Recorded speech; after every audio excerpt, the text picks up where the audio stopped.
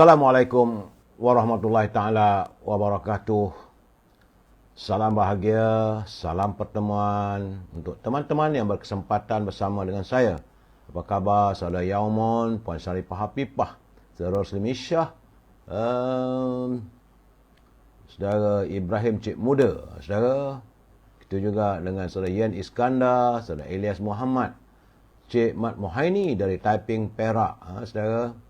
Saudara Jemaah, saudara Zipelius katanya.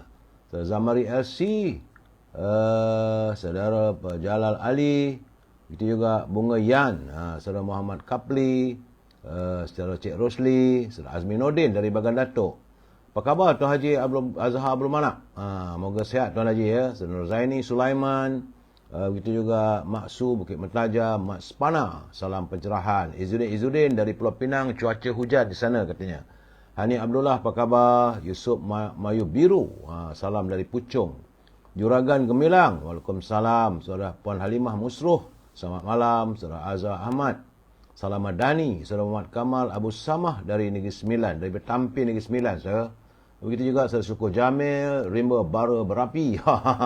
Saudara Remy Ismail dari Pulau Pinang, Puan Hajah Comel-Comel, Saudara Ahmad Mat, Saudara Rosmini dari Pontian Johor, Edi Tahir, Cik Mat Mohaini. Waalaikumsalam. Saudara Osman Kamil, saudara. Saudara Hani Abdullah, Saudara Adib A.H. Kamil, salam cita damai. Lapor diri dari Sabak Bernam katanya.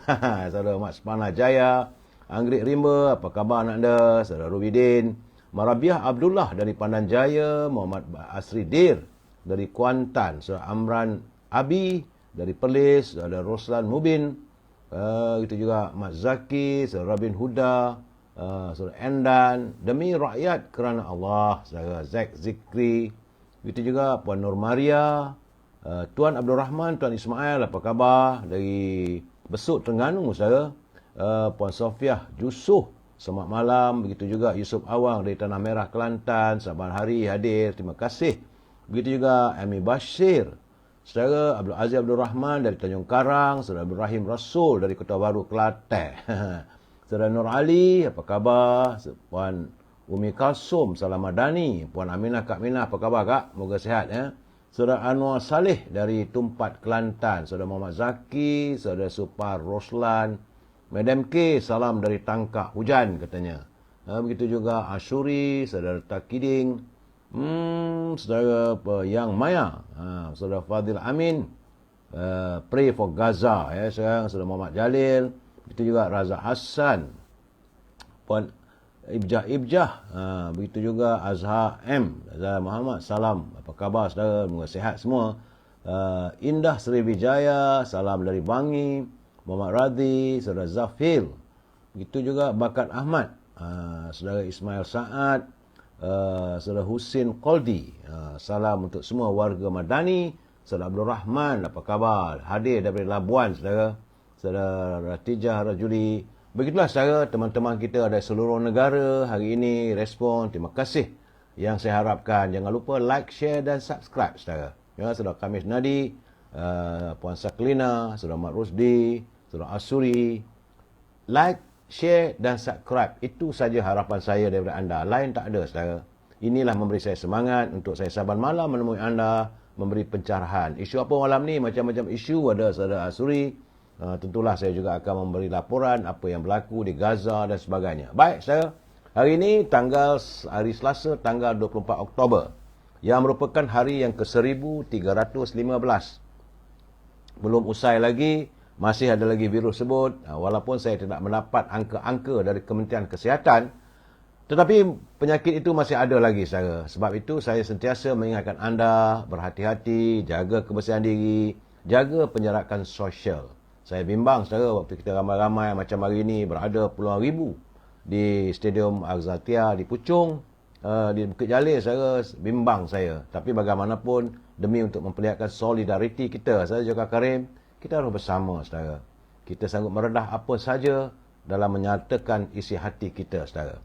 Baik saudara, jangan lupa berilah saya keizinan untuk mewawarkan produk teman-teman kita dalam segmen e-commerce.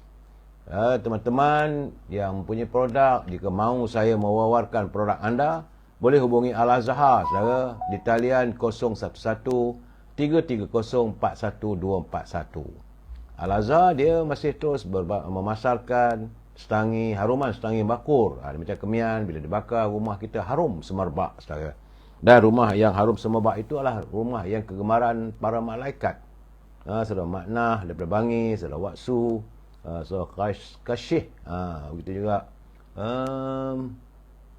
tak berapa nak nampak, Sejaka Linglung dari Pulau Pinang. Dan rumah yang harum semerbak adalah kegemaran malaikat, kebencian para syaitan. Al-Azhar juga memasarkan minyak wangi yang datang dari tanah Arab yang dibuat berasaskan kepada pati kayu gaharu. Sekiranya anda tak dapat menghubungi Al-Azhar, boleh hubungi Siti Farehah, saudara, di talian 017-711-4300. Siti Farehah, ya, penerus dia berniaga dendeng manis Siti Farehah dan simpulan kasih Cik Siti. Hubungi beliau untuk merasa nikmatnya dendeng manis Siti Farehah. Harga masih harga lama, saudara. Tak ada naik harganya. Ya, saudara Otai 67, saudara Jaharudin, begitu juga saudara Faizal, Siti Nur Saizan, Nur Aini Jaafar, saudara.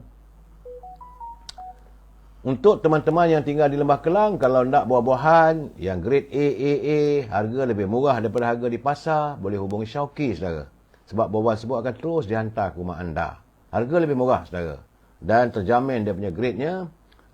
Syauqi boleh dihubungi di talian 012-357-5703. Dia terus hantar ke rumah, saudara. Dan akhir sekali, saudara, popiah sirih Lady Maria. Rangup, pedas, manis dan mengasyikkan. Harga ramah, memang murah, saudara. Boleh hubungi saudara Nizam 019-435-1203. Ya, saudara Sani Baba, Norani, saudara Jaka Linglung, TB1 dia kata langsung daripada Bukit Jalil, Perhimpunan Malaysia bersama Palestin. Itu keadaan, saudara. Baik. Usai pencerahan e-commerce, kita masuk naluri kehidupan. Ini penting bagi saya, saudara, untuk kita berkongsi pandangan. Kerana daripada Abu Hurairah, baginda Nabi Muhammad SAW bersabda, seorang mukmin itu adalah cerminan bagi mukmin yang lain. Dan seorang mukmin itu adalah saudara bagi mukmin yang lain. Ia akan membantu saudaranya ketika ia kehilangan, itu kalau dia menanggung kesusahan, serta menjaganya atau meliharanya dari belakang. Ini adalah hadis daripada riwayat Abu Daud. Status hadis ini adalah hadis hasan, saudara. Artinya, saudara, seorang mukmin apabila melihat akhlak mulia pada diri saudara mukminnya, maka dia akan segera mencontohinya. Jika dia melihat berbagai sifat tercela dalam diri saudaranya dan dia mengetahui bahawa dirinya memiliki keburukan yang sama, maka dia segera berusaha membersihkan dan menyingkirkan sifat-sifat tercela itu dari dirinya. Dan seorang mukmin apabila melihat sifat tercela pada diri saudara mukminnya, dia akan segera menasihatnya secara berlembut saudaranya itu untuk menghilangkannya. Kerana dia menjadi cermin bagi saudara mukminnya. Dengan nasihat yang diberi, semoga dia dapat melihat aibnya seperti cermin yang menampakkan keburukan wajah seseorang, saudara. Seorang mukmin akan memandang mukmin yang lain sesuai dengan keadaan hatinya. Jika hatinya baik, suci, jujur dan bersih dari sifat tercela, maka dalam pandangannya semua mukmin yang lain juga baik. Dan dia akan berpersangka baik pada seluruh mukmin dan sama sekali tidak akan berfikiran buruk terhadap orang lain. Saudara, dan seorang mukmin akan saling bantu-membantu sesama mukmin jika berada dalam kesusahan, serta mereka akan berusaha untuk membela mukmin yang lain jika mereka terinaya atau dizalimi. Sebagaimana saudara kita di Palestin. Kerana mereka adalah cerminan kita, saudara. Kerana itu, saudara, marilah kita menjadi cermin kepada saudara mukmin kita. Saudara, hari ini saya ada dapat kiriman agak menarik untuk saya baca sebagai perkongsian kita bersama, saudara. Ini adalah tentang bagaimana Allahyarham Dr. Siddiq Fadil, bapa kepada Menteri Pendidikan kita. Dia pernah mencatatkan, saudara, bagaimana sapaan umat yang bertamadun. Katanya, sebagai umat yang bertamadun dan berbudaya, semua pihak seharusnya memiliki kepekaan yang tinggi terhadap nilai-nilai kesopanan dan kesusilaan. Umat Islam khususnya harus dapat mengekspresikan atau menghayati kehalusan bahasa yang adalah Al-Quran, terutama dalam sapaan atau teguran terhadap orang-orang bukan Islam. Jadi kepada mereka bukan Islam, saudara, Al-Quran selalu menggunakan kata-kata atau panggilan Ya ayuhan nas, itu wahai umat manusia. Atau Ya bani Adam, duhai anak Adam. Ini adalah kata panggilan yang memang terasa lebih lunak berbanding dengan kata-kata Ya ayuhal alladina kafaru, itu wahai orang-orang kafir. Atau Ya ayuhal kafirun, wahai orang-orang yang kafir. Ini memang tidak digunakan dalam Quran kecuali pada dua tempat, itu dalam surah Al-Tamrin ayat yang ke-7 dan surah Al-Kafirun. Itu saja, saudara. Sedangkan Al-Quran tidak menegur umat manusia dengan panggilan Ya ayyuhal kafirun. Sebab itu kalau kita nak panggil orang kafir ni tak boleh sebenarnya, saudara. Khusus bagi orang Yahudi dan Kristian pula, panggilan untuk mereka bukan Ya ayyuhal kafirun, tapi ialah Ya ahlul kitab, duhai ahli kitab. Panggilan akrab yang seharusnya mendekat dan melunakkan, bukan menunjukkan kekasaran, saudara. Jadi kedekatan tiga agama serumpun, itu Yahudi, Kristian, Islam, adalah fakta yang tidak boleh ditolak. Ini kena terima hakikat. Itu hampirnya tiga agama ini, iaitu agama Yahudi, agama Kristian dan agama Islam. Ketiga-tiga agama ini adalah agama samawi yang berinduk kepada agama Nabi Ibrahim alaihissalam. Kena ingat, saya tiga-tiga agama itu induknya adalah Nabi Allah Ibrahim alaihissalam. Yahudi dan Kristian memang mereka menolak kerasulan Nabi Muhammad SAW dan menolak kewahyuan Al-Quran. Tetapi umat Islam yang beriman dengan semua rasul yang diutus oleh Allah, saudara, sepanjang sejarah, termasuklah Nabi Musa dan Nabi Isa alaihissalam. Jadi kita juga beriman dengan semua kitab-kitab yang diturunkan oleh Allah kepada rasul-rasulnya dari zaman ke zaman, termasuklah kitab Taurat dan juga kitab Injil. Tetapi kita mengamalkan apa yang tertulis, apa yang termaktub dalam Al-Quran. Kitab Injil, kitab Taurat itu agama terdahulu. Sebab itu kita tak boleh nak panggil orang, oi orang kafir, tak boleh, saudara. Al-Quran sendiri cuma dia menegur dalam surah At-Tahrim ayat yang ke-7 sekali, dan juga surah Al-Kafirun ayat pertama. Itulah dua sahaja perkataan kafirun ini dalam Al-Quran, saudara. Jadi saya mengajak teman-teman, janganlah kita tegur orang tu kafir, tak masuk syurga dan sebagainya. Jangan, saudara. Saudara Sabri Jaafar, ini saya dapat tulisan daripada Dr. Siddiq Fadil, bapa kepada Menteri Pendidikan yang telah pun kembali ke rahmatullah, dalam petikannya daripada Islam dan Masyarakat Majmuk, cabaran ekutulasi rahmat sejagat, itu rahmatan lil alamin. Ya, saudara, benda-benda yang baik tu elok kita berkongsi. Itu saja, saudara. Kita masuk segmen Mutiara Kata. Ini kiriman teman-teman yang baik-baik saja, saudara, kita fikirkan. Jangan kita fikir yang buruk-buruk, saudara. Dalam hidup ini tidak semua yang kita ingini akan kita dapat, saudara. Malah kadang-kala kita terpaksa berkorbankan hati dan perasaan, apalagi bila melibatkan perasaan orang lain. Dan orang yang paling bahagia adalah orang yang melupakan keburukan orang lain terhadap dirinya dan melupakan kebaikan dirinya kepada orang lain. Itu kena, saudara. Siapa ni, saudara spokesmotor apa hal ni nak berubah parlimen, tak sabar-sabar, tunggulah dulu. PH gagal, mana masanya gagalnya, wallahualam bisawab. Janganlah kita merasa diri kita sesempurna. Kita tak tahu, saudara, segala-galanya ketentuan ilahi. Saya dah bercakap berkali-kali, tapi kadang-kadang teman-teman tak mau dengar. Kalau saudara tak sabar-sabar, bagaimana sikap pimpinan anda? Waktu Dunia Mahalia Tuanku mengundang Tan Sri Muhyiddin bersama Datuk Anwar Ibrahim untuk menubuhkan kerajaan, dia yang tolak. Bukan kita, UMNO tak ada apa-apa pun waktu itu. Tetapi petang tadi saya berbual dengan teman-teman, saya bercerita keadaan yang benar. Akhirnya setelah Tan Sri Muhyiddin menolak, saya nak bagi saudara spok motor ni, ini penjelasan supaya anda faham. Apabila Tan Sri Muhyiddin menolak, maka tuanku bagi kata dua pada UMNO dengan Datuk Seri Anwar Ibrahim. Dalam tempoh 3 hari, baginda mahukan agar kerajaan ini diwujudkan. Kalau tidak, tuanku akan membuatkan cara baginda. Ertinya, saudara, kalau tak boleh tubuh juga, magiranlah. Itu keadaannya, saudara. Ini tiba-tiba kita marah ke orang lain. Yang salahnya siapa, saudara? Kalaulah itu hari Tan Sri Muhyiddin sama dengan Datuk Seri Anwar Ibrahim tubuh kerajaan, UMNO terus kekal jadi pembangkang, tak ada masalah. Tapi dia menolak sekarang ni, anda kata di PH lah, DAP, AMDAP dan sebagainya. Kenapa begitu sifat anda? Jadi macam-macam lah. Agak-agak kadang-kadang saya bukan apa, saya nak menegur teman-teman, kerana saya sentiasa menegur pimpinan negara.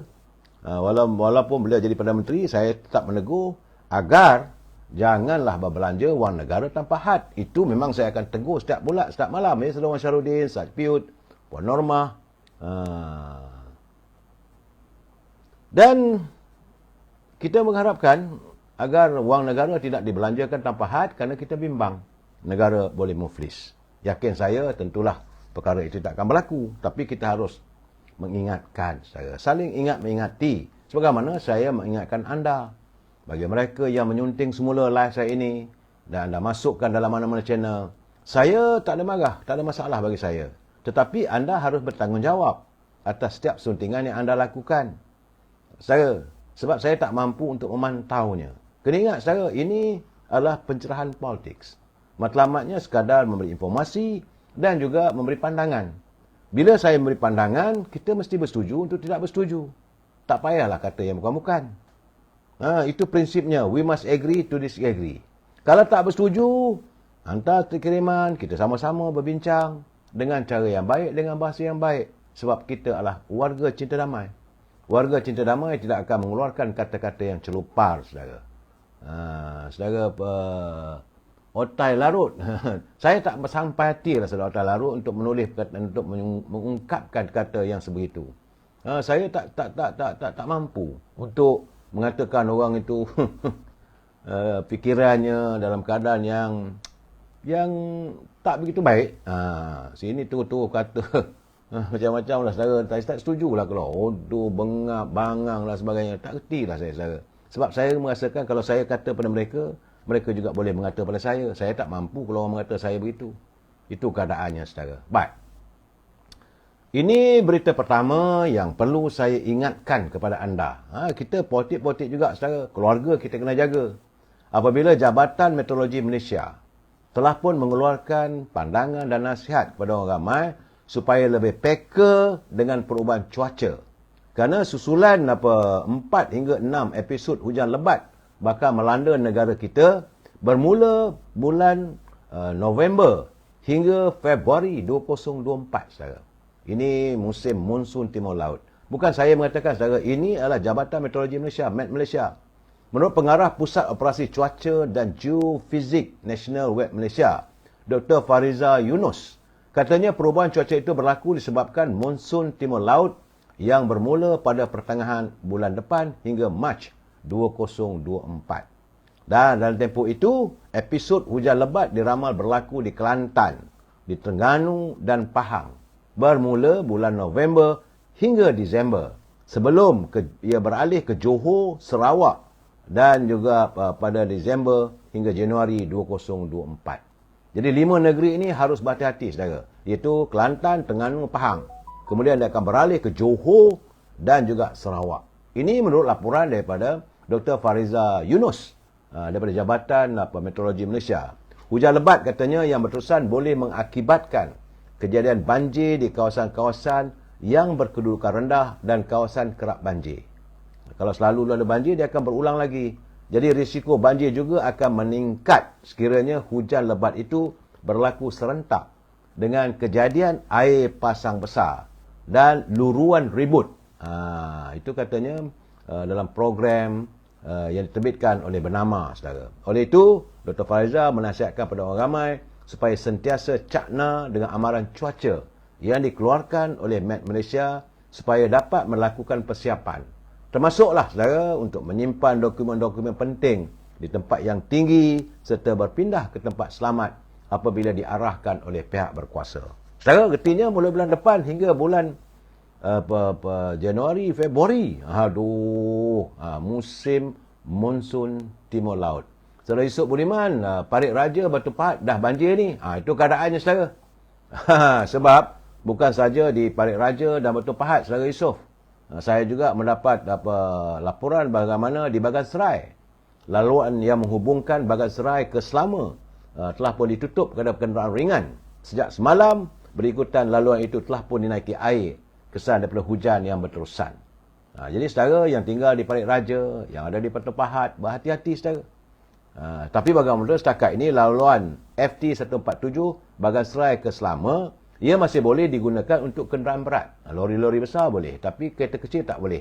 Sebab ini boleh membuatkan air masuk dalam kereta. Itu gambaran yang saya dapat, berita yang saya terima. Dan di Teluk Intan, saudara.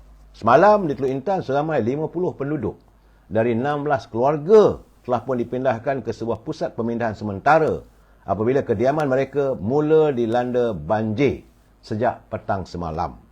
Menurut jurucakap Sekretariat Jawatankuasa Pengurusan Bencana Daerah Hilir Perak, kesemua mangsa ditempatkan di PPS Dewan Serbaguna Padang Tembak Cangkat Jong yang dibuka pada jam 7 malam tadi.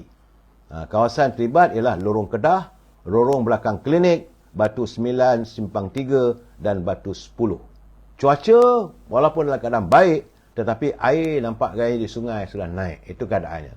Bagaimanapun, itu menurutnya lagi, keadaan turut diburukkan apabila PAM daripada Jabatan Pengaliran dan Saliran di Cangkat Jong tidak dapat berfungsi.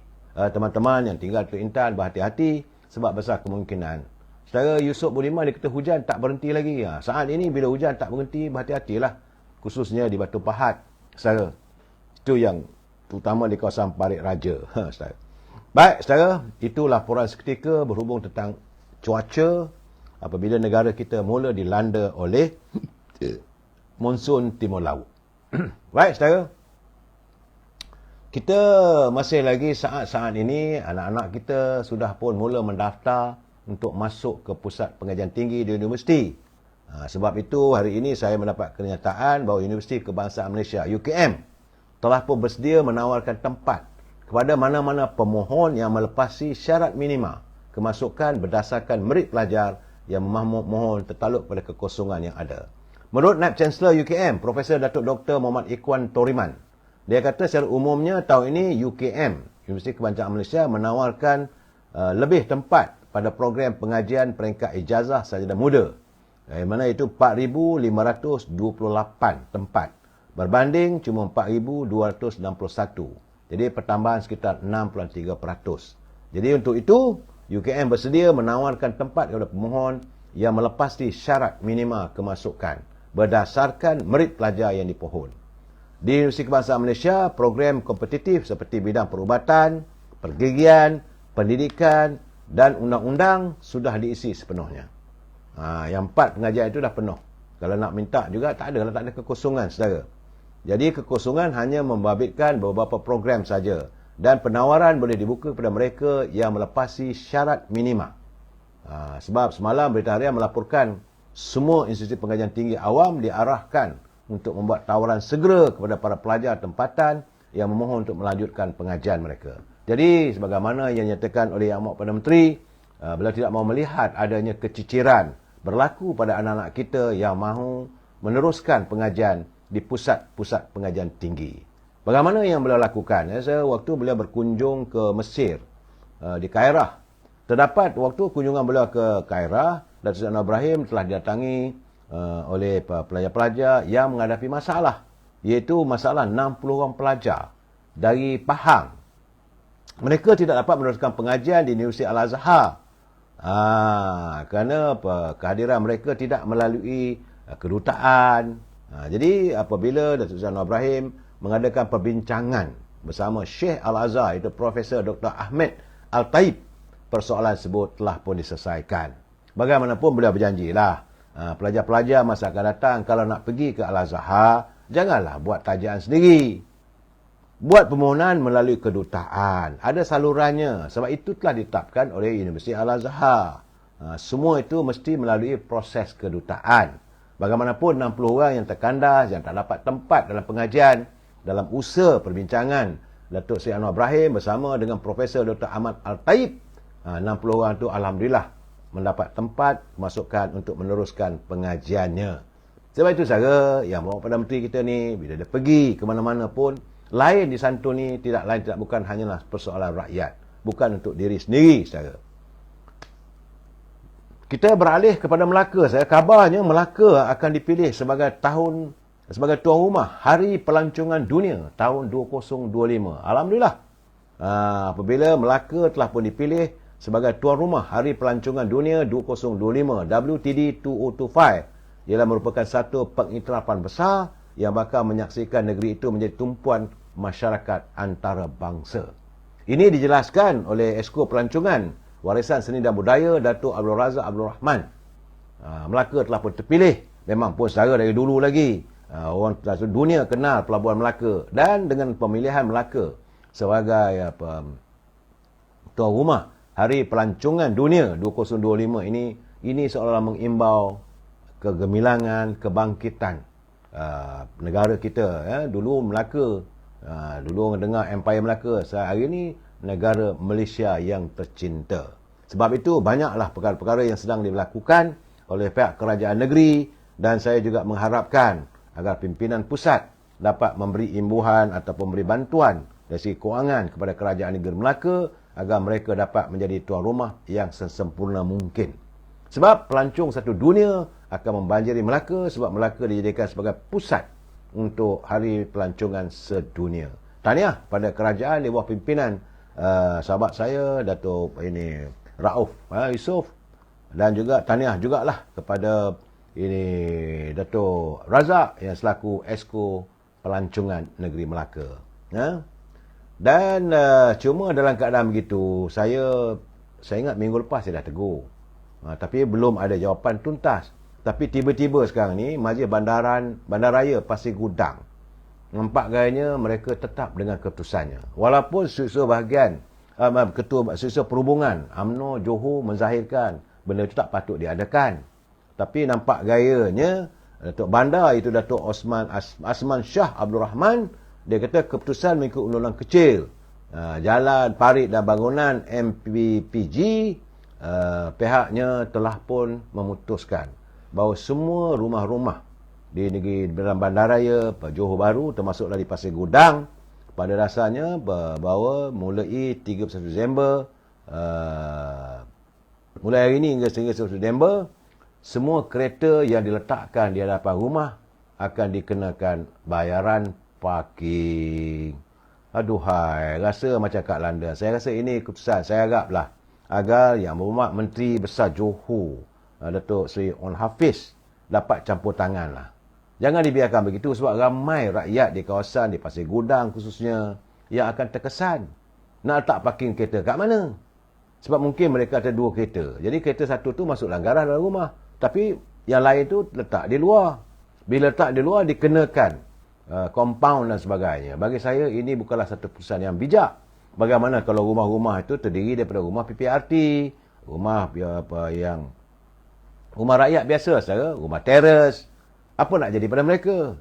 Sedangkan mereka sepatutnya ada hak untuk meletakkan kereta di halaman rumah mereka. Jadi saya haraplah agar Datuk Asman Shah Abdul Rahman dapat memikirkan semula. Dan kalau tak boleh sangat, Datuk On Hafiz, Datuk On Hafiz kena campur tangan lah nampak gayanya. Sebab ini keadaannya, saya rasa kalau dibiar begitu, tentulah rakyat di Johor akan marah. Di Johor Bahru khususnya, bukan seluruh negeri Johor, tapi di kawasan Johor Bahru, di Pasir Gudang, di mana pendapatan penduduk di sekitar sebut bukanlah lavish, bukanlah kaya raya sangat secara. Mereka duduk rumah biasa pun, rumah teres saja. Tapi kalau letak kereta depan rumah pun nak kena bayar. Saya ingat ini satu benda yang bagi saya lah terus terang saya katakan agak mengarut punya keadaan. Memang dari segi undang-undang ada, tapi undang-undang Tuhan pun orang tak ikut. Ini kan pula undang-undang manusia yang boleh dipinda. Saya haraplah agar Datuk Seri On Hafiz dapat campur tangan dalam persoalan ini. Panggillah Datuk Bandar tu. Yang sudah tu kenapa seolah-olah mencari bermusuh dengan penduduk. Akhirnya penduduk merasakan mereka bermusuh dengan kerajaan. Datuk Seri On Hafiz kena ingat benda begitu. Mungkinlah dia kata nak supaya jalan tu lebar, semua orang boleh lalu dan sebagainya. Tapi buat peraturan. Tak boleh berlapis-lapis. Rasanya boleh lah, tak ada masalah. Ini kawasan perumahan. Takkan kereta nak lalu dengan laju begitu. Saudara, kalau satu rumah tu ada 3 kereta macam mana? Takkan kita nak hadkan satu rumah satu kereta. Ini sudah zalim, saudara. Jadi saya haraplah Datuk Bandar Johor Bahru dapat memikirkan persoalan ini. Baik, saudara, itu gambaran yang saya terima bila keputusan dibuat. saya haraplah agar Majlis Perbandaran Johor Bahru tidaklah bersikap sebegitu. Sebab negeri-negeri lain tak ada pun. Saudara, Kuala Lumpur pun tak ada. Kawasan rumah saya di Petaling Jaya tak ada pula. Jadi janganlah itu dijadikan alasan akhirnya rakyat bermusuh dengan pimpinan Majlis Perbandaran. Usahakan pertama sekali bagaimana peniaga-peniaga parti itu yang lebih dulu. Selesaikan masalah bagaimana parti-parti boleh berniaga di persekitaran. Bagaimana parti ini, itu pendatang tanpa izin ni, boleh bekerja. Ini diusahakan, itu diselesaikan. Pastikan kebersihan kawasan. Tak ada nyamuk. Sebab Johor satu kita dulu banyak tinggi juga dengginya. Jadi Tok Bandar, take your broom and sweep. Bukannya bermusuh dengan rakyat di Pasir Gudang. Itu pandangan saya, saudara. Dia nampak gaya yang betul lah, saudara Cik Mat. Datuk Bandar Johor Bahru ni cari pasal dengan rakyat. Jangan. Dia kata Izzuddin kita Penang pun tak ada. Kenapa tiba-tiba Johor Bahru ada? Jangan cari pasal dengan rakyat. Kalau anda bermusuh, cari pasal dengan rakyat, jawatan anda tak lama. Jangan lupa, saudara, banyak sejarah kita lihat. Sebab anda bukan orang politik. Dan saya cuma harap satu saja, agar sahabat saya, Datuk Seri On Hafiz, campur tanganlah dalam masalah ini. Itulah saudara. Saya tak suka kalau rakyat cuba-cuba ditekan oleh pihak-pihak pentadbir. Itu kepentingan saya lah rakyat. Baik saudara. Jadi bila saya lihat benda begini sekarang ni, saya nampak saudara. Datuk Seri Najib hari ini kita sentuh sedikit tentang Datuk Seri Najib. Hari ini Datuk Seri Najib sudah pun berada di belakang tabir besi. Memang kita lihat bagaimana di Ipoh, di Kuala Lumpur, teman-teman yang rapat dengan beliau dan mahukan agar beliau diberi pembebasan. Saya tak campur soal itu, saudara.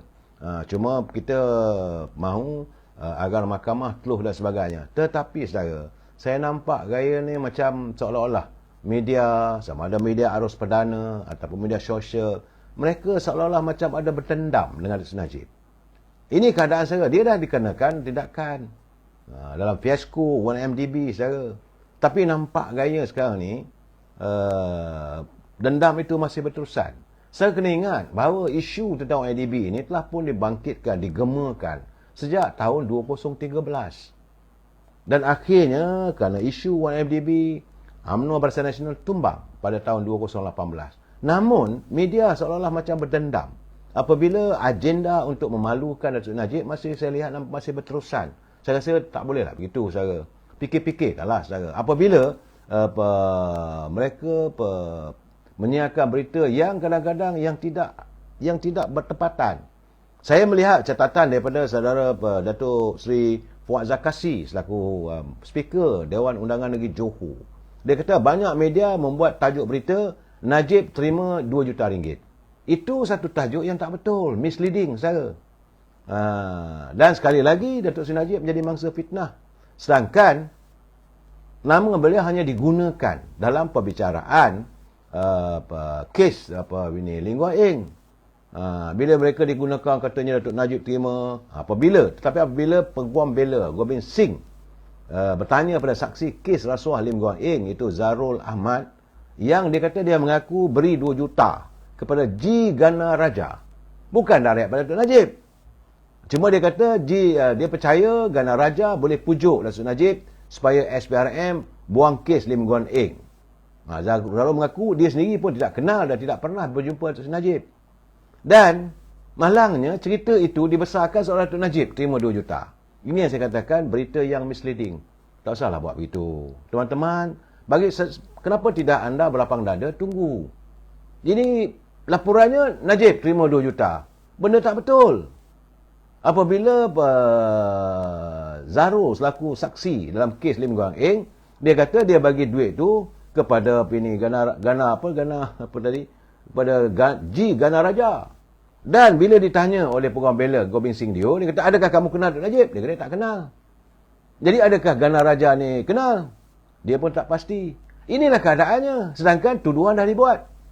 Jadi saya haraplah, saya nampak gaya macam mana hari ini pasukan pembelaan Datuk Najib dalam kes 1MDB mula membantah apabila pendakwaan permohonan Perak Pendakwa yang mahu meminda jumlah kerana katanya ada salah jumlah dalam kenyataan tuduhan terhadap Najib. Saya tak nak campur soal itu, saudara. Tapi begitulah keadaannya, saudara. Saya kadang-kadang ada waktunya, bagi saya satu saja. Kalau mahkamah kata salah, salahlah. Tetapi janganlah ada penginayaan. Saudara, itu yang kita harapkan. Baik, saudara. Kita beralih sedikit saja, saudara. Daripada negara kita ni, kita pergi ke seberang. Seberang laut, seberang Melaka, Selat Melaka, saudara. Di Jakarta.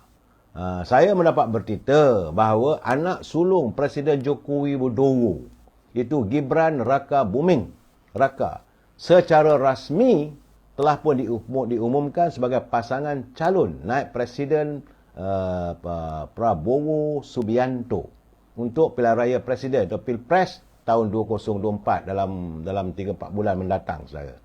Cuma pemilihan Gibran yang diumumkan selepas dia bertemu dengan Ketua Umum Parti Gabungan Indonesia Maju yang menyokong pencalonan Prabowo sebagai Presiden di Kartanegara. Itu kemarin.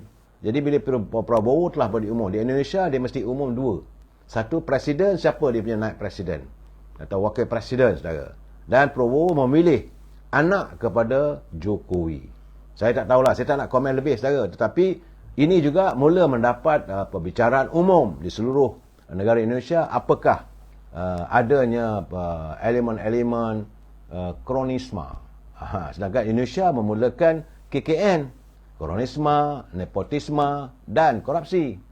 Jadi sekarang ni bila Prabowo memilih anak kepada Jokowi, apakah beliau ingin mendapatkan ihsan, mendapatkan sokongan daripada Jokowi untuk membolehkan dia menang dalam pilihan presiden, saya. Sebab itu, tapi Jokowi kata dia tak campur tangan. Sebab berita pengumuman Gibran sebagai calon naib presiden yang diumumkan secara rasmi selepas rapat Nasional Parti Gerindra. Katanya semua pengurusi umum KIM menyatakan persetujuan menyokong Gibran. Tapi Gibran anak muda, anak pada Jokowi. Tapi kata Jokowi, terpulanglah pada Gibran kerana beliau sudah dewasa. Jika Datuk Bandar Solo itu sudah bersedia, maka Jokowi mengakui tidak akan menghalang. Itu gambaran sekarang, saudara. Mungkinkah?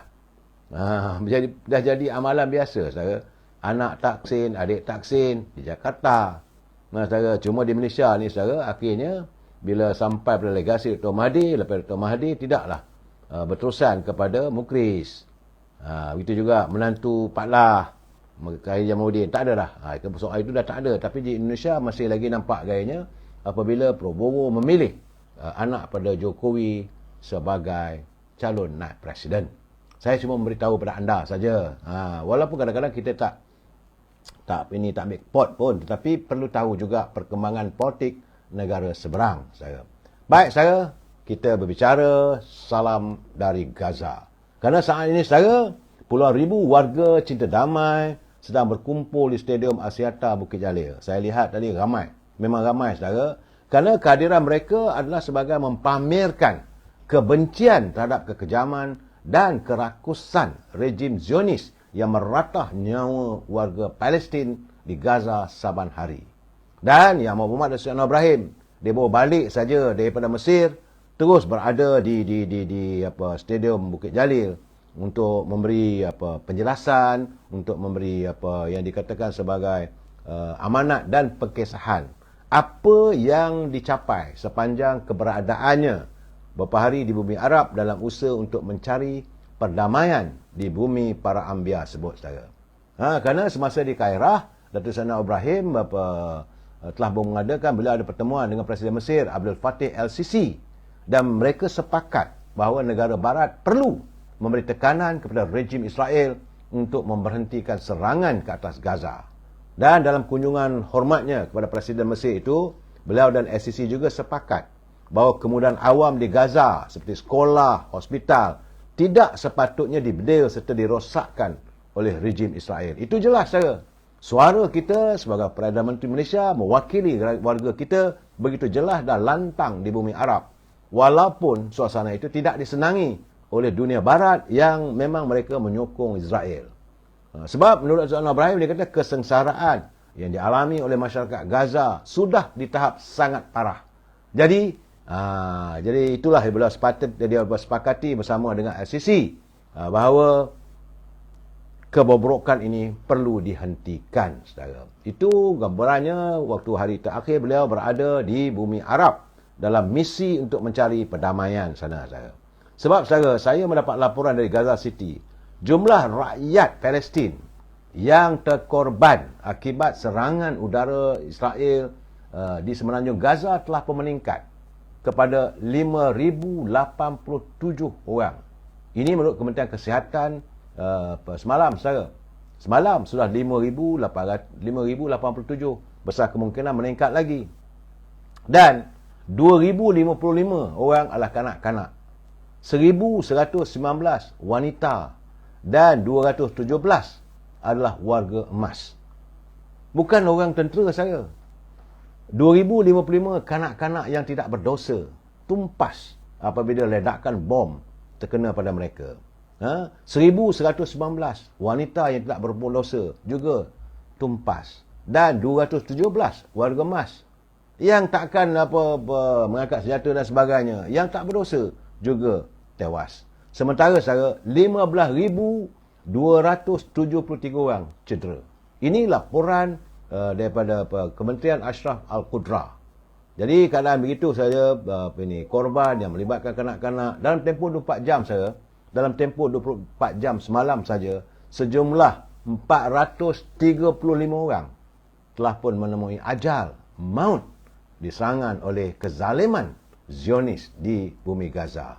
Sebab itu sekarang ni akhirnya negara di bumi Arab, itu Iran, yang selama ini menyatakan bahawa mereka juga menyokong tuntutan warga Palestin. Kementerian Luar Iran sudah mula menuduh bahawa Israel melakukan jenayah perang di Gaza. Jadi menurut menterinya Hussein Amira Dolhayan, apa yang berlaku di waktu itu adalah bukti jelas bahawa Israel telah pun melakukan jenayah perang terhadap manusia. Kenyataan itu buatlah pertemuannya dengan rakan sejawat dari Rusia, daripada Turki, daripada Azerbaijan dan Armenia. Hussein turut mendesak komuniti antarabangsa menghantar mesej jelas supaya Israel segera menamatkan serangan dan kepungan ke atas Gaza. Ini penting, saya. Tapi saya melihat catatan seorang doktor. Dia adalah seorang doktor keturunan British Palestine. Dia sempat berkunjung ke Gaza untuk membantu hospital-hospital. Sebab dia sebagai doktor, saudara. Dia kata bahawa apa yang dia lihat sekarang ini, hospital-hospital di bumi Gaza adalah diibaratkan tanah perkuburan terbuka, katanya. Dr. Hassan Abu Sittah, hari ini katanya di hospital tak ada bekalan api. Tak ada apa yang boleh membantu untuk yang boleh dilakukan untuk membantu warga Palestin yang tercedera. Dan mereka diibaratkan sekadar menanti waktu untuk mati saja. Bekalan ubat tak ada. Bekal elektrik tak ada. Malahan anak-anak kecil yang mahu dirawat secara luka-lukanya, kalau yang melakukan pembedahan, terpaksa dilakukan pembedahan secara terbuka tanpa ubat bius. Ya Tuhan, kita tak dapat bayangkanlah, saudara. Cuba anda bayangkan tiba-tiba berlaku pada anak kita, berlaku pada cucu kita, suasana begitu. Dan hospital sudah jadi macam kubur terbuka. Tunggu masa untuk mati saja. Ini kenyataan daripada doktor yang datang dari London, yang cuba untuk membantu warga di Palestin. Ini yang dikatakan kezaliman yang melampau. Kezaliman ataupun satu pembunuhan, jenayah perang dunia, saudara. Ini abad ini, saudara. Dan sebab itu, kebiadaban dan keangkuhan Israel ni, saudara, saya nampak dia semakin menggila. Seolah-olah mereka pemimpin Israel sudah seolah kemabukkan darah. Apabila tenteranya diberitakan sedang bersiap sedia untuk melancarkan serangan tanpa henti. Dan kalau boleh mereka mahu memusnahkan Palestin sama sekali. Kementerian Kesihatan Palestin berkata sejak 2 minggu serangan udara Israel, angka kematian 5,087. Anak-anak yang cedera, yang mati, aduhai, saudara. Dan dalam kenyataannya tentera Israel dia kata dia akan musnahkan. Ini saya kata dah gila lah, saudara. Sebab itu nampak gaya yang sekarang ni Rumah Putih.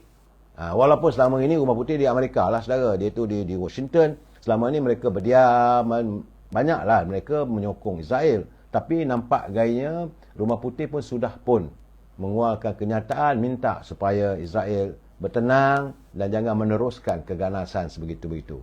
Saudara, Obama juga menzahirkan bahawa Obama kata jika diteruskan keadaan apa yang berlaku antara Israel dengan rakyat Palestin di bumi Gaza, ia akan mengundang satu masalah peperangan dunia yang paling hebat. Itu kata Obama, saudara. Sebab itu Amerika Syarikat menasihatkan Israel untuk menangguhkan serangan darat di Gaza. Ini dari Washington, saudara. Laporan daripada Washington menyatakan itu perkembangan terbaru lah, saudara. Dan nampak gayanya Pertubuhan Bangsa-Bangsa Bersatu akan mengadakan mesyuarat tergempar bagi membincangkan tindak balas terhadap perang yang berlanjutan antara Palestin dan Israel di semenanjung Gaza. Mesyuarat tergempar itu akan berlangsung di Ibu Pejabat PBB di New York pada hari lusa. Besok Rabu, lusa hari Khamis. Itu gambaran yang saya dapat. Kerana menurut Presiden Perhimpunan Agung PBB, Dennis Francis Jordan, dan negara Arab lain meminta PBB mengadakan sesi khas itu selepas Majlis Keselamatan UNSC minggu lalu gagal menerima pakai resolusi yang meminta koridor kemanusiaan dalam konflik tersebut. Itu tak diendahkan sebab dia apa yang diputuskan oleh Majlis Keselamatan PBB seolah-olah diveto oleh kuasa Amerika. Jadi sekarang ni terpaksalah diwujudkan, diadakan mesyuarat tergempar Pertubuhan Bangsa-Bangsa Bersatu, saudara. Dan hari ini, saudara, saya dapat laporan juga kiriman video dan yang disiarkan oleh Al Jazeera, saudara, apabila ia memaparkan satu lagi serangan udara tentera Israel ke atas kem pelarian Al-Shati di Gaza. Sedihnya, saudara. Orang yang ada di kem itu yang memang sahih tak berdosa. Orang tua, kanak-kanak, wanita yang cuba mendapat perlindungan. Kem perlindungan juga diledak oleh lentuman bom. Jadi secara itulah gambarannya apa yang berlaku di Gaza, dan saya haraplah apa yang berada di stadium Axiata Bukit Jalil hari ini dapat didengar oleh dunia bahawa negara kita tuntas, bagi kita kekal walaupun kita ditekan macam mana pun. Saya dapat juga kenyataan Datuk Nazir Aziz yang sekarang menjadi duta besar kita di Amerika. Beliau didatangi oleh pegawai tinggi Kerajaan Rumah Putih bertanya bagaimana ketetapan Malaysia. Beliau tetap menyatakan untuk kami Malaysia tetap bersama dengan usaha-usaha yang sedang dilakukan oleh warga Palestin, kerana kami yakin bahawa itu adalah pencerobohan dan rakyat Palestin itu tertindas. Alhamdulillah, duta besar kita yang berada di Amerika, Tuan Yang Utama Datuk Nazir Aziz, tetap mempertahankan kenyataan kita. Baik, saudara, itu gambaran tentang salam dari Gaza. Panjang lebar juga, saudara, ya. Tapi saya perlu menjelaskan supaya kita faham. Walaupun anda tidak berada di stadium, tidak dapat bersama-sama dengan Datuk Anwar Ibrahim, sebentar lagi tentulah akan disiar, di TV pun ada disiarkan, ucapan, penjelasan Datuk Anwar Ibrahim. Dan itu gambarannya, kita tidak henti-henti menyuarakan suara kita. Memang, kita negara kecil, saudara. Nak ajak berperang pun tak mampu. Negara kita kecil sangat. Cotek aja kita kalau dibandingkan dengan satu tanah besar Arab. Dan kita cuma mengharapkan agar seluruh pimpinan Arab dapat bersatu. Itu saja, saudara. Agar suara kita dapat didengar dan memberi kesedaran kepada pemimpin dalam Liga Arab, saudara. Balik kepada Parlimen. Saya cuma di Parlimen, saudara. Hari ini kita mengharapkan sesuatu. Kita mengharapkan sesuatu yang akan dilontarkan oleh ahli Parlimen. Tapi nampak gayanya hari ini sebagaimana kata Timbalan Speaker Datuk Ramli, dia kata ini Parlimen ke zoo ni. Apabila hari ini ledak lagi, saudara, mula-mula dia mula tercetus apabila ahli Parlimen arau. Dia tak genti-genti buat PA-nya. Sebab waktu dia berucap Parlimen, dia letak dia punya parenti telefon. Jadi Timbalan Speaker waktu itu Alice Lau Keong Ying, dia tegur. Dia kata bukankah bahawa Speaker Dewan Rakyat Tan Sri Johari telah pun memutuskan bahawa semua ahli Parlimen tak boleh merakamkan ucapannya sewaktu dia memberi ucapan. Tak boleh. Sebab itu ketetapan yang dipersetujui oleh semua ahli-ahli Parlimen yang untuk penggal ini. Sebab dia kata bahawa apa-apa pun dapat dilihat laporannya melalui kaca TV, ada laporan khas. Dia tak perlulah seorang ahli Parlimen itu letak telefon atas meja, ambil gambar untuk kirim pada kawan-kawan dan sebagainya. Jadi tidak ada keperluan. Jadi tiba-tiba saya dan Kasim, bila dia berucap begini, tiba-tiba dia pun letak dia punya telefon. Timbalan Speaker Alice Lau Keong Ying, dia tegur lah. Dia kata macam mana tu? Bukankah kita dah bersetuju? Tidak boleh. Lepas tu dia minta lah supaya bentara melihat Apakah telefon itu dipasang, perantinya dipasang untuk rakaman itu. Jadi itu menimbulkan kemarahannya, mula mengata perkara 36, 36(6), dalam peraturan mesyuarat dan sebagainya, macam-macam. Bertelagah antara dia dengan speaker, timbalan speaker waktu itu saudara. Akhirnya saudara, saya melihat bagaimana Arau ni menghabiskan masa rakyat. Tak pasal-pasal saudara. Dan hari ini juga dia bertekak pula dengan Sani. Apabila dia mencuit dan sebagainya, Sani bangun. Dia kata, janganlah nak puji yang bukan-bukan. Kata Sani, betul juga. Apabila memuji-memuji, kita nak dalam pilihan raya, tak sepatutnya lah kita gunakan sehingga kan cerita dalam kain pun cerita dengan orang. Nah, Sani menyindir lah Menteri Besar Kedah. Memang pun sekarang ni ahli Parlimen Arau itu telah pun menganggota Parti PAS. Ini menjadikan Parlimen bergeledak saudara. Jadi dalam keadaan begitu, saya melihat Parlimen tak sunyi-sunyi dengan suasana yang sedemikian. Kita dapat lihat saudara. Saya tengok dengan penuh kebencian lah saudara. Saya menyampah tengok keadaan begitu. Sebab kita mengharapkan satu perbincangan yang tuntas demi untuk menyantuni rakyat. Selain apa yang berlaku pada Tebing Barat, kita juga nak tahu apakah perancangan kerajaan, apa yang harus dilakukan. Dan kita dalam keadaan sekarang ni, memang kita tidaklah seteruk macam mana penduduk Tebing Barat, itu Palestin. Tapi dalam keadaan berjaga-jaga begini, kita perlulah menjaga keharmonian. Di samping itu, lestari kehidupan rakyat. Jangan lupa saya persoalan harga beras, harga barang naik, diesel. Dan juga saya setuju pandangan macam mana Datuk Ismail Sabri sebagai mantan Perdana Menteri. Dia bercakap, dia kata kalau boleh. Dia kata kalau boleh dalam pelaksanaan subsidi bersasar ini mesti ada mekanismenya. Itu tegaran yang baik. Bagi saya yang baik kena baik. Walaupun saya dulu memang tak setuju lah beberapa tindakannya. Tapi yang baik kita kena kata baik. Sebab dia kata mekanisme mesti ada yang tepat supaya pelaksanaan subsidi bersasar itu dapat terlaksana dengan baik. Sebab dia kata zaman dia dulu pun tak dapat dilaksanakan. Sebab cara macam mana? Kerana sejumlah 6 juta parti ada dalam negara kita ini. Dan kita nak menyekat orang luar itu mendapat menikmati subsidi itu. Mesti ada dia punya caranya. Itu tegaran yang baik. Tapi bukanlah gunakan Parlimen itu nak letak bahawa diri itu hero sangat. Nah, secara itu saya tak berkenan lah. Cuma yang agak menyenangkan sikit kita yang kita gusar. Kerana selama ini rakyat bimbang bahawa kerajaan terdahulu mengatakan bahawa ada tempoh had.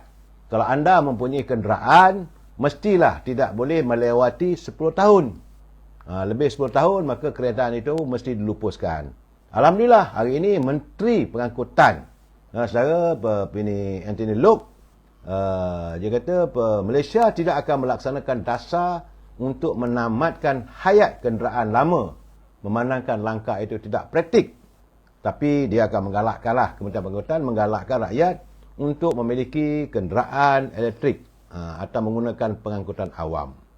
Anthony Loke kata dasar itu tidak boleh dilaksanakan kerana ia mengambil kira keadaan sosioekonomi negara dan keperluan hidup rakyat terhadap pergantungan kepada kenderaan persendirian. Jadi tak payah risaulah saudara, sehingga saat ini Kerajaan Madani tidak meneruskan sebarang usaha untuk penghapusan kereta yang berusia lebih daripada 10 tahun. Tak apalah, selagi benda tu elok, boleh di-repair dan sebagainya. Kerana kata Anthony Loke, dia kata kita tak mempunyai dasar untuk menamatkan hayat kenderaan sebagaimana dilakukan di negara lain. Macam di Singapura, saya dipahamkan. Saya tak tahu benar tak benar. Singapura, satu orang boleh memiliki kereta cuma hayat kereta itu 5 tahun saja. Lepas 5 tahun, mana dia kena lupus. Tapi, kerana kerajaan itu begitu prihatin pada warganya, dalam sosio-ekonomi kita, kesannya nanti kalau dihapuskan pada ada hayat 10 tahun, berapa ramai? Masih ramai lagi orang nak pakai kereta Proton 20 tahun dulu, saudara. Masih ada lagi. Tapi kalau dihapuskan macam mana? Alhamdulillah. Sebab menurut Anthony, dia kata data penjualan kereta juga meningkat. Sekaligus menunjukkan keadaan ekonomi yang baik. Tetapi tidaklah boleh memaksa rakyat untuk menukar kereta. Itu gambarannya, saudara. Ini yang saya nampak, saya boleh pick up 2 perkara je lah di Parlimen hari ni, saudara. Lebih tu saya meluat. Tengok ada gelagat-gelagat macam ahli Parlimen Arau. Tambah pula kali ni ada pula ahli Parlimen Hulu Langat. Bila ada ahli Parlimen Hulu Langat, memang bertelagah lah. Bila bertelagah, akhirnya speaker kata, hari ni kita ni yang bersidang ni Parlimen ke zoo. Itu keadaan saya. Saya mengharapkan besok adalah sesuatu yang lebih baik untuk rakyat. Kita melihat parlimen ini sepatutnya, seharusnya mereka membincangkan tentang bajet yang telah pun dibentangkan oleh Said Anwar Ibrahim, diperhalusi satu persatu. Bukan untuk melihat pada aku juara, aku bijak berbahas. Tak ada, kita tak minat benda-benda begitu. Sudah-sudahlah saudara. Baik saudara, dari Jepak ke Sarawak, saya tidak dapat banyak berita, tapi bagaimanapun, saya dipahamkan bahawa gabungan parti GPS Sarawak mendahului begitu jauh ke hadapan dengan dua calon yang lain. Saya GRS ni adalah GPS calonnya itu saudara Iskandar Turki. Nampak gayanya, gambaran yang saya dapat di sana mudah. Sebab rakyat Sarawak masih kukuh berdiri teguh di belakang pimpinan Premier Tan Sri Abang Johari. Itu keadaannya saudara, rakyat di sana di Sarawak, mereka mementingkan kestabilan politik, mereka tidak berminat dengan politik-politik yang makin hamun dan sebagainya. Tambahan pula, kali ini pilihan raya di kawasan Jepak itu, majoriti penduduknya 60% ada Melayu Melanau yang halus budi bicaranya saudara. Terima kasih saudara Osna. Dan untuk Kemaman, Kemaman, saya tetap mengatakan untuk adakan pilihan raya di Kemaman, kerajaan terpaksa membelanjakan 3.5 juta ringgit wang rakyat. Saya masih tetap mengatakan itu isu saya. Tak pasal-pasal wang rakyat dibazirkan hanya untuk mengendalikan satu pilihan raya. Itu tak termasuk lagi duit kempen dan sebagainya. Dan begitu banyak petugas-petugas yang akan terpaksa diambil bekerja, lebih kurang 2,100 orang saudara. Banyaklah akan berlaku. Tapi saya dipahamkan bahawa PAS dijangka akan mempertaruhkan menteri besarnya. Mungkinlah gamaknya setelah fikir. Nak suruh Dr. Mahdi bertanding ke, nanti ada pula kalangan ahli PAS tak setuju. Mungkin merasakan kalau nak menang besar, letak menteri besar. Mungkin rakyat Kemaman akan menyokong. Itu fikiran mereka. Tapi sebagaimana yang dinyatakan oleh Yang Amat Berhormat Presiden UMNO, beliau menyatakan bahawa calon yang akan diturunkan bertanding di Kemaman adalah anak tempatan yang disenangi oleh warga tempatan. Banyak orang tanya pada saya, apakah Datuk Seri Mat Syed? Saya kata Datuk Seri Mat Syed, dia telah pun dilantik sebagai pengusi untuk pilihan raya Kemaman. Selalunya pengarah jentera pilihan raya ni dia tak bertanding. Jadi yang baru Osna dia kata atuk dicalonkan. Itu terpulanglah saudara, kita malah cakap. Tapi katanya selain daripada menteri besar tu juga adun cukai pun Hanafiah juga mungkin dicalonkan. Terpulanglah saudara. Cukai lah dalam kawasan Parlimen Kemaman. Malahan calon yang dibatalkan saudara Aliah juga mungkin akan diturunkan. Banyak teka-teki dalam PS. Terpulang pada mereka memilih calon mereka saudara. Saya tidak memilah. Tetapi apa yang selalu saya katakan, memang untuk pilihan raya Kemaman kali ini, Perikatan Nasional nampaknya semakin cemas. Mereka sudah semakin cemas melihat bahawa rakyat sudah pun mula memberikan signal, tanda-tanda penolakan. Bukan hanya ditolak dari PBM, tapi penolakan terhadap PAS. Apabila terbongkar satu demi satu permasalahan antara PAS yang tidak dapat melaksanakan janji-janjinya sepanjang musim pilihan raya. Ini saya dapat.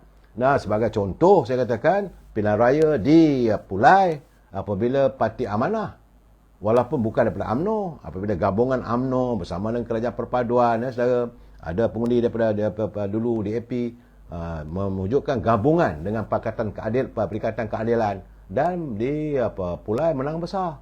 Begitu juga di Dewan Undangan Negeri Simpang Jeram, yang dulu adalah asalnya kawasan itu kawasan kubu pada Parti PAS, tapi telah pun dirampas oleh Amanah. Walaupun sebelum itu memanglah calon pada Amanah Allahyarham Datuk Salahuddin Ayub, tapi kawasan Simpang Jeram itu dulu sebenarnya adalah antara kawasan di mana PAS begitu mengungguli di negeri Johor, tapi sudah pun tembus. Dan bila saja berlaku di Pelangai, Pelangai adalah satu mercu tanda yang memperlihatkan kesatuan dalam kerajaan Pakatan Harapan ini mampu untuk menerobos segala persoalan yang diutarakan. Orang boleh cakap lah, UMNO, AMDAP lah, itu orang boleh cakap. Tapi rakyat di kawasan, contohnya macam di Pelangai, macam di Telemong. Telemong dulu waktu Menteri Besar, semalam saya dah bagi tahu.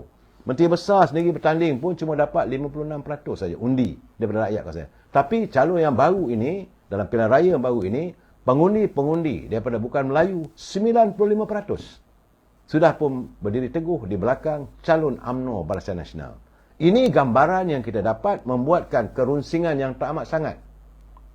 Saudara. Sebab itu bila bermulanya nanti pemilihan ataupun penamaan calon yang akan diadakan pada 2 Disember nanti, saudara, 18 November nanti penamaan calonnya. Musim saya rasa maka bermulalah musim maki hamun. Tapi kali ini maki hamun itu rakyat semakin jelek. Tambahan pula, saudara, Perikatan Nasional bertambah miang apabila pelaburan daripada Arab bahkan dijelmakan di Kemaman. Sebab Kemaman itu, saudara, adalah Kuwait of Malaysia. Jadi itu setakat ini yang saya dapat laporkan, kedudukan di Kemaman, kedudukan di Jepak, bagaimana berlaku di Gaza.